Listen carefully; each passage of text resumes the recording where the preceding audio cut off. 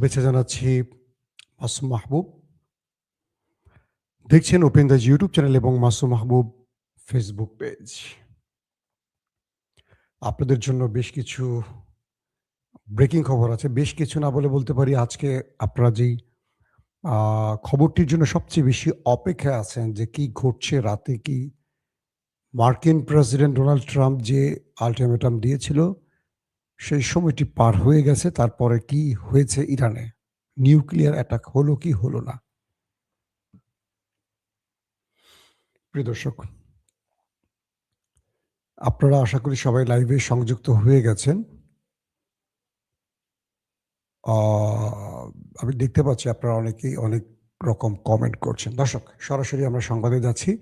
শুনতে এবং দেখতে পাচ্ছেন আপনারা না? আমাকে কমেন্ট করবেন যদি কোনো প্রবলেম থাকে। আপনাকে চট্টগ্রামের বাঁশখালীতে কি বাঁশ দিবেন? আমাকে দাওয়াত দিয়েছেন বাঁশখালীতে না? আমি আসতেছি চট্টগ্রাম, ওয়েট করেন। শীঘ্রই আসতেছি।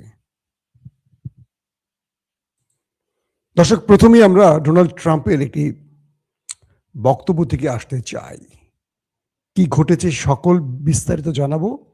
তো মার্কিন প্রেসিডেন্ট ডোনাল্ড ট্রাম্প ইরানের অবকাঠামোর বিরুদ্ধে তার আগের যে হুমকিটি দিয়েছিলেন, পুরো ইরানকে তিনি প্রস্তর যুগে পাঠিয়ে দেবেন, জাহান্নাম বানাবেন, সেখান থেকে সরে এসেছেন এবং পরবর্তী আলোচনার ভিত্তি হিসেবে ইরানের যে 10 দফা প্রস্তাব ছিল সেটা গ্রহণ করতে সম্মত হয়েছে। বুঝতে পারছেন?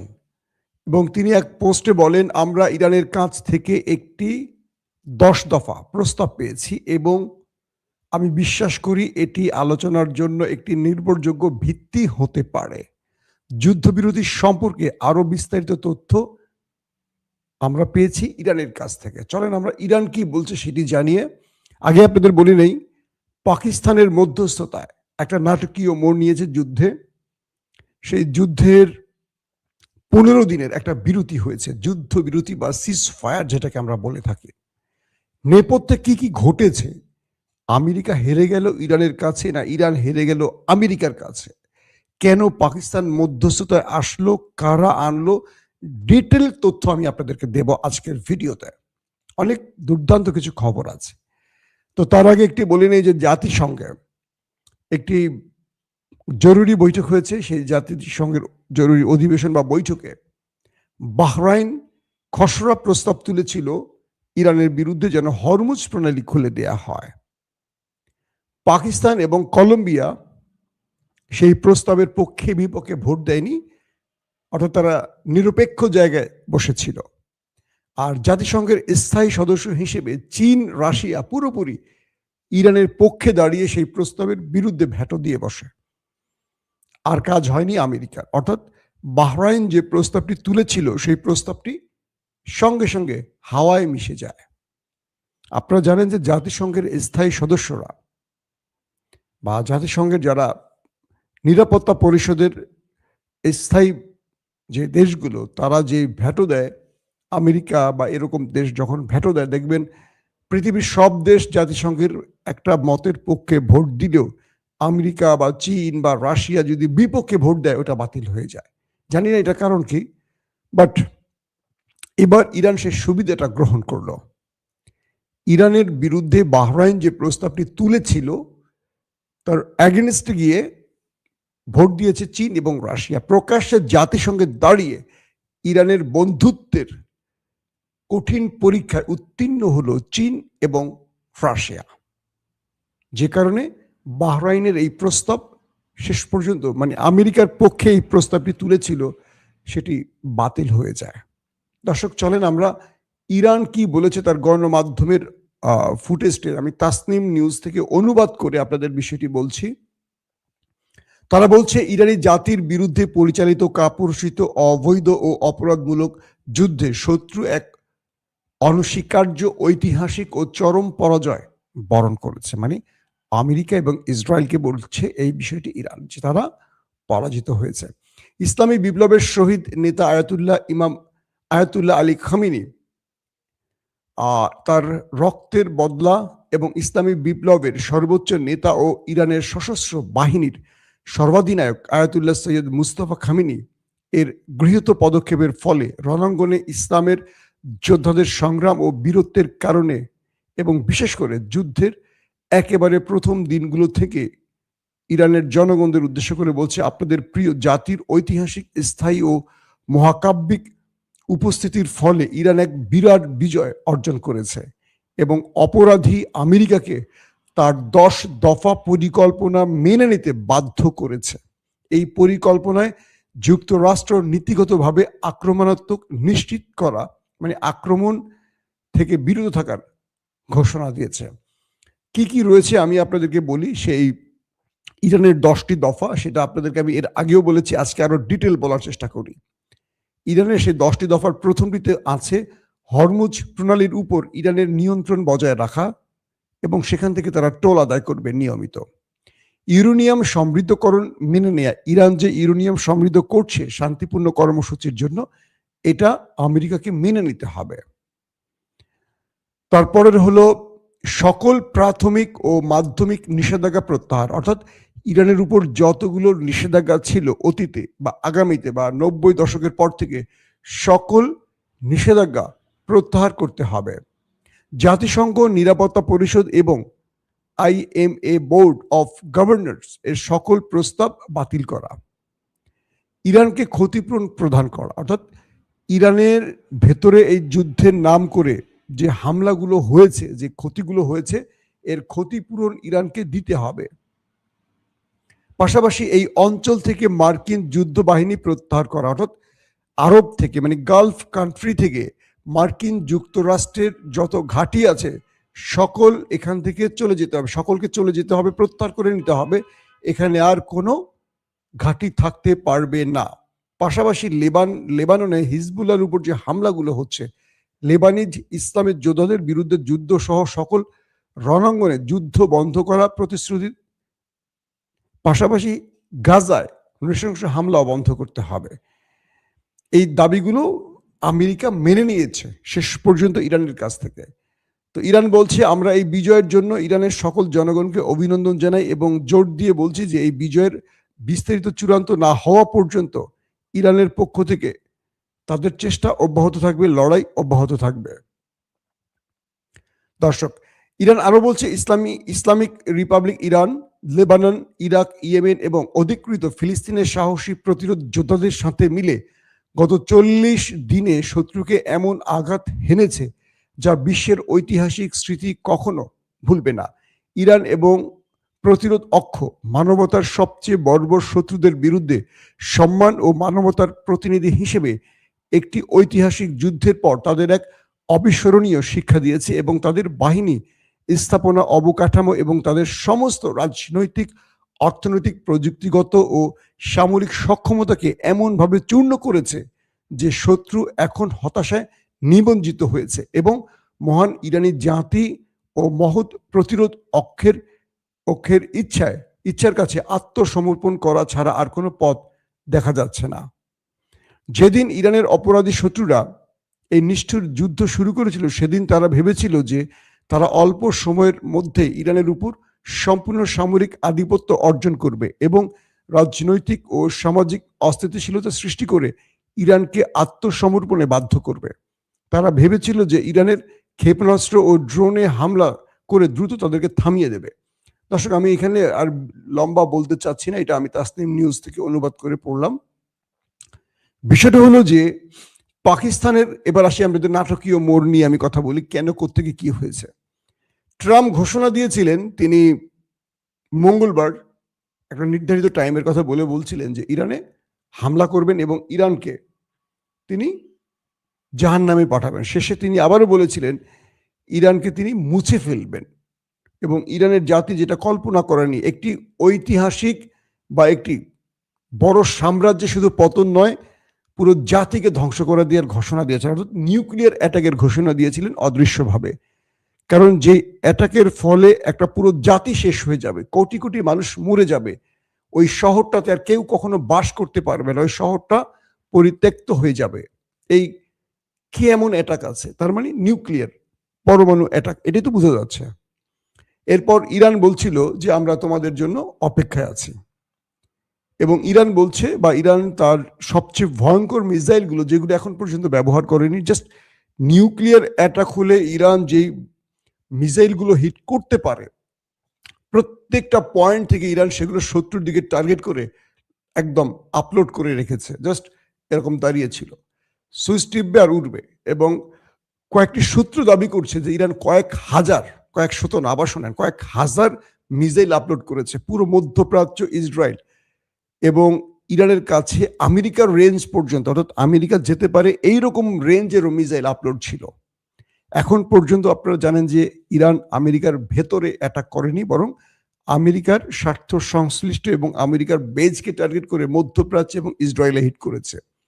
তো গত রাতে লাস্ট আপডেটটা ছিল যে ইরান কয়েক হাজার মিসাইল দখলদার দেশটিকে টার্গেট করে এবং আরব রাষ্ট্রকে টার্গেট করে, এবং ইরান থেকে আমেরিকা যেতে পারে আন্তঃমহাদেশীয় যেটাকে বলে ইন্টারকন্টিনেন্টাল যে মিসাইলগুলো, সেগুলো নাকি আপলোড করেছে। এবং ইরান জানে যে তারা একটা বড় নিউক্লিয়ার অ্যাটাকে পড়তে পারে। তো সেই নিউক্লিয়ার অ্যাটাকের ভয় না পেয়ে বরং তারা পাল্টা প্রতিরোধ হিসেবে তারা যে কাজটি করেছে সেটি হলো যে তারা দ্রুত পুরো দেশের মধ্যে জনগণকে এক করে ফেলেছে। পুরো দেশের মানুষ রাস্তায় নেমে এসছে এবং তারা রাতভর, আমি আপনাদের একটু ফুটেজ দেখাবো, একটুখানি ভিডিও দেখাতে চাই যে ইরান সারা রাতে তারা তাদের জনগণকে নিয়ে মাঠে ছিল। তারা পালিয়ে যায়নি, কোনো গুহাতে যায়নি, কোনো কি বলবো যে যেটা ওরা করে শত্রুরা, যে তারা পালিয়ে গর্তে ঢোকে, শেল্টার জন্য ঢোকে। ইরান এরকম কোনো কাজ করেনি। আমাকে একটু সময় দেন, আমি একটা ফুটেজ আপনাদের দেখাতে চাই।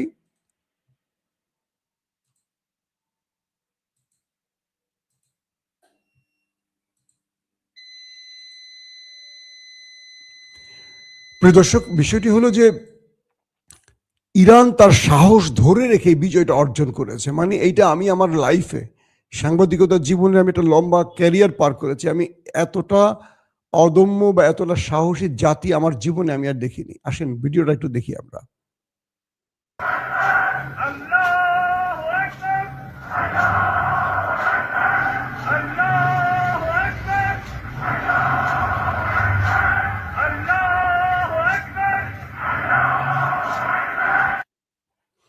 আপনারা যে ভিডিওটি দেখছেন, এই ভিডিওটি ইরানের সকল মানুষ রাস্তায় নেমেছিল, আলো জ্বলেছিল, আল্লাহু আকবার তাকবীরে প্রকম্পিত করেছিল পুরো দেশ। তারা বলেছিল যে পৃথিবীর এমন কোনো নিউক্লিয়ার নেই যে এই নিউক্লিয়ার আল্লাহু আকবার ধ্বনিকে থামিয়ে দিতে পারে। সুবহানাল্লাহ। এটা ইরান মুগ্ধ করে দিয়েছে আমাদের। আবারও ফুটেজটা দেখেন আপনারা।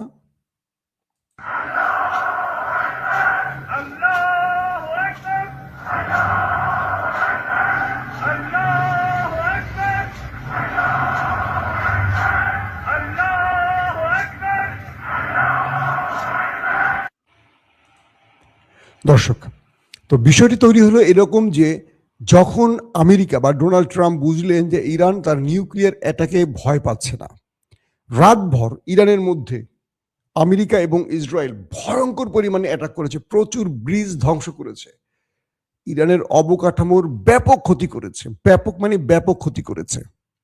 ইরানও পাল্টা জবাব দিয়েছে। কিন্তু ডোনাল্ড ট্রাম্প দেখলেন যে তার এই হুমকিতে যে তিনি পুরো ইরানকে ডিস্ট্রয় করে ফেলবেন, ধ্বংস করে ফেলবেন, একটা জাতিকে মাটির সাথে মিশিয়ে দেওয়ার যে ঘোষণা, তার প্রতিক্রিয়াও এসছে পুরো পৃথিবী থেকে ট্রাম্পের বিরুদ্ধে। কিন্তু ইরান এতটুকু টলে যায়নি, এতটুকু ভয় পায়নি। তারপর পাকিস্তানের প্রধানমন্ত্রী শাহবাজ শরীফকে ডোনাল্ড ট্রাম্পের হোয়াইট হাউস একটি ড্রাফট কি বলবো টুইট পোস্ট লিখে দেয়, বলে যে দ্রুত তুমি এই পোস্টটি করো, তার আগে ইরানকে বলো ইরানের যেন সেই 10 দফা আমাকে আনুষ্ঠানিকভাবে দেয়, কারণ জাতির কাছে একটা ফেস সেভিং বা মুখ রক্ষার জন্য কিছু তো বলতে হবে। পরে পাকিস্তানের পক্ষ থেকে ইসলামাবাদে বৈঠক হয়। ইসলামাবাদে বৈঠকের পর ইরানের পক্ষ থেকে 10টি দফা পাকিস্তানকে দেয়া হয়, কারণ ট্রাম্প চাচ্ছে যে বাবা তোর একটা দফা দে, একটা উসিলা দিয়ে আমি বাঁচি। তো ইরান যখন পাকিস্তানকে তার 10টি দফা দেয়, সেই 10টি দফা আমি আপনাদের পড়ে শোনালাম কিছুক্ষণ আগে, তো পরে মিস্টার ট্রাম্প শাহবাজকে, তার ঘরের ভৃত্য বা চাকর শাহবাজকে বলে যে তুমি এটাকে পোস্ট করো। তো সে আবার জাতির উদ্দেশ্যে বক্তব্য দেয় ক্রেডিট নেয়ার জন্য, হারু পার্টির প্রধানমন্ত্রী। তো সেখানে সে বক্তব্যে বলে পাকিস্তান এক উন্নত জাতি, তারা মুসলিম উম্মার খেদমতের জন্য পৃথিবীর দুই শক্তিধর রাষ্ট্রের মধ্যে যুদ্ধবিরতির জন্য এক সংগ্রাম করে অবশেষে সফল হয়েছে। ট্রাম্প ইরানের সাথে যুদ্ধবিরতিতে সম্মত হয়েছে, ইরানও সম্মত হয়েছে এবং 15 দিন এই যুদ্ধবিরতি হবে এবং দুই দেশের মধ্যে যে বিষয়গুলো নিয়ে বিবদমান যে সমস্যাগুলো রয়েছে এগুলোর সমাধানে তারা উভয় আলোচনা করবে। প্রস্তাবটি পাঠিয়েছে ডোনাল্ড ট্রাম্প, এটা কিন্তু পাকিস্তান এড়িয়ে গেছে কৌশলে, কারণ এই পোস্টে লিখে দিয়েছে হোয়াইট হাউস, সে শুধু পোস্ট করেছে, বুঝছেন ইয়ানেরা। তো পোস্টটা লিখে দিয়েছে কে? ডোনাল্ড ট্রাম্পের অফিস পোস্ট করেছে পাকিস্তান। এখন পাকিস্তান ছাড়া আর কেউ নেই, কাউকে পাচ্ছে না আমেরিকা। তো ইরান বলছে যে আমাদের এই 10টি দফা মেনে নিতে হবে এবং ট্রাম্প বলছে ওকে, যে 10 দফা আমি মেনে নিলাম, তার আলোকে 15 দিনের জন্য এই যুদ্ধবিরতিটা কার্যকর হবে এবং ইসরায়েলও এই যুদ্ধবিরতি মেনে নিতে বাধ্য থাকবে। ইসরায়েল এসে আর হামলা করতে পারবে না। বুঝছেন পর্দার আড়ালের খেলাটা কি? কারণ ট্রাম্প তার দেশের ভেতরে এবং বাইরে ব্যাপক চাপে আছে, তার উপর যে চাপ, মানে কঠিন চাপের মধ্যে সে আছে। সে যখন ইরানকে ধ্বংস করে ফেলার ঘোষণা দিয়েছে তখন তার ইরানের মিত্ররা বলছে এটা আমেরিকার ইতিহাসে সবচেয়ে বড় ভুল হবে এবং আমেরিকাও মুছে যাবে। মানে তার যে অবস্থানটা 250 বছর বা 240 বছরের আমেরিকা যা অর্জন করেছে সব এই ট্রাম্পের জন্য, এই পাগলের জন্য সব মুছে যাবে। ইউরোপ খেপে গেছে। আর ইরান বলছে যে তুমি একটা না, যত পারমাণবিক মারা লাগে মারো, ইরান জাতি তোমার কাছে নত হবে না। তুমি এতদিনেও বোঝনি। ইরানের লাস্ট স্টেটমেন্টটা সেটাই আপনারা দেখলেন। শেষ পর্যন্ত ডোনাল্ড ট্রাম্প নিজে পা ধরে যুদ্ধবিরতি ঘটালেন। ইরান তাদেরকে ছাড় দেয়নি। একটা জাতি কেমন হতে পারে, কতটা ব্যক্তিত্বের মালিক হতে পারে, কতটা সাহসের মালিক হতে পারে, কতটা উন্নত হৃদয়ের মালিক হতে পারে, এটাকে বলে দেশপ্রেম। 1,40,00,000 লোক কালকে প্রস্তুত ছিল লড়াইয়ের জন্য, 1,40,00,000 লোক। আর যেখানে ইসরায়েল থেকে তার জনগণ পালিয়ে চলে যাচ্ছে অন্য দেশে, আমেরিকা থেকে, মানে গালফ কান্ট্রি থেকে, মানে আরবের ভেতর থেকে আমেরিকান সেনারা পালানো শুরু করেছে। কালকে খার্ক আইল্যান্ডেও ব্যাপক অ্যাটাক করেছে, 50 থেকে 60টি বোমা মারা হয়েছে, পুরো খার্ক আইল্যান্ডকে অন্ধকার করে দিয়েছে। ইরানের ট্রেন স্টেশনগুলোতে হিট করেছে, ট্রেনগুলোতে হিট করা হয়েছে, বিভিন্ন ব্রিজ অবকাঠামোতে হিট করা হয়েছে। কাপুরুষরা এই হিটগুলো করেছে। ইরানও পাল্টা প্রতিরোধ গড়েছে, কঠিনভাবে দিয়েছে আচ্ছা রকম বাস। তারপরেও ট্রাম্প বুঝতে পারছেন যে ইরান তার ধমকে টলবে না, তাই শেষ পর্যন্ত পাকিস্তানের শাহবাজকে দিয়ে, আসিফ মনিরকে দিয়ে ইরানকে তার 10 দফা চেয়ে নিয়ে বলছে যে তোর 10 দফা দে রে ভাই, তার প্রতি আমার একটা মুখ রক্ষা কর। এখন আমেরিকা বলবে যে ইরান ভয় পেয়েছে আমাকে। তো এই ইরানের কাছে যে শিক্ষাটা পেল, একদম সংক্ষিপ্ত 30 সেকেন্ড একটা কথা বলি।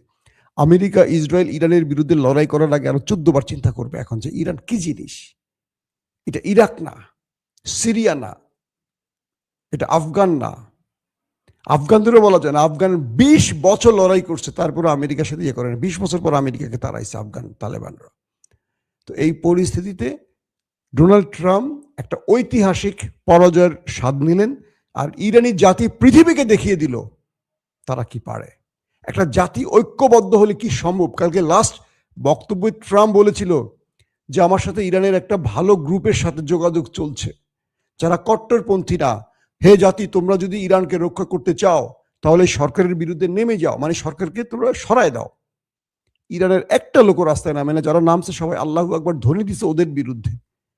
পুরো ইরানি জাতি বুঝে গেছে ওদের শত্রুকে, এটা কিন্তু আগে বোঝে নাই। এটা আগে বোঝে নাই, এবার ওরা বুঝে গেছে। ইরানিরা যে যারা সরকার বিরোধী ছিল তারা বুঝে গেছে যে আসলে ওদের প্রকৃত শত্রু ওই দুটো দেশ।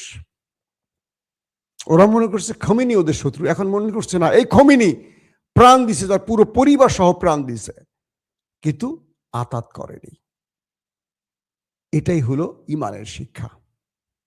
দর্শক, ইনশাল্লাহ আজকে একাধিকবার আরো আসবো, এটার আপডেট একটার পর একটা আসছে। আমরা ধারাবাহিক আপনাদেরকে আরো অনেক খবর দেওয়ার চেষ্টা করব। সেই পর্যন্ত বিদায় নিচ্ছি আপনাদের কাছ থেকে। প্রত্যেকে ভালো থাকবেন। আল্লাহ হাফিজ। ওপেন দাইস মানে সত্যকে সত্য বলা, মিথ্যেকে মিথ্যে বলা। আমরা শোনা কথা নয়, চোখে যা দেখি তাই বলি।